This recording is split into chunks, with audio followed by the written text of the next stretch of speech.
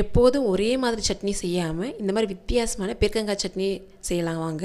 இப்போ ஒரு பவுல் எடுத்துக்கோங்க. அதில் தண்ணி ஒரு கிளாஸ் தண்ணி சேர்த்துக்கோங்க. 1 கப் பீர்க்கங்காவை சேர்த்துக்கிறேங்க. சேர்த்து நல்லா வேக விடுங்க. இந்த மாதிரி வெந்ததும் சாஃப்டாகிடும். இதை ஸ்டவ் ஆஃப் பண்ணிவிடுங்க. அப்படியே இருக்கட்டும். ஒரு கடாய் எடுத்துக்கோங்க.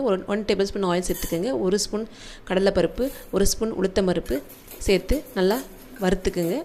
வறுத்த பிறகு 10 காஞ்ச மிளகாய், 5 பல் பூண்டு வதக்கவும். இப்போ ஒரு வெங்காயம், ஒரு தக்காளி சேர்த்து நல்லா கிளறிக்கிங்க. தேவையான அளவு உப்பு, 1/2 கப்பு தேங்காய் சேர்த்து நல்லா கிளறிக்கிங்க. இப்போ வேக வச்ச பீர்க்கங்காய் மட்டும் சேர்த்துக்கிறேங்க. அந்த தண்ணி அப்படியே இருக்கட்டும். இப்போ நெல்லிக்காய் சைஸ் புளி சேர்த்துக்கலாங்க.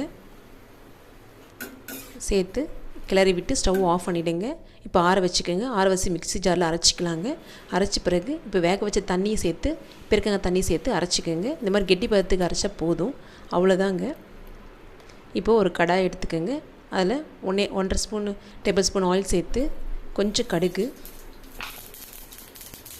கொஞ்சம் சீரகம், கடலைப்பருப்பு கொஞ்சம், காஞ்ச மிளகாய் 1, கொஞ்சம் கறிவேப்பிலை நல்லா பொரிஞ்சதும் கடுகு நல்லா நல்லா வாசனை வந்த பிறகு இந்த சட்னியில் சேர்த்துக்கோங்க. அவ்வளோதாங்க, சுவையான பீர்க்கங்காய் சட்னி தயாராகிடுச்சு. இது இட்லி, தோசைக்கு எல்லாம் நல்லாயிருக்கும். நீங்களும் ட்ரை பண்ணி பாருங்கள். தேங்க்யூ ஃபார் வாட்சிங் திஸ் வீடியோ. Bye by.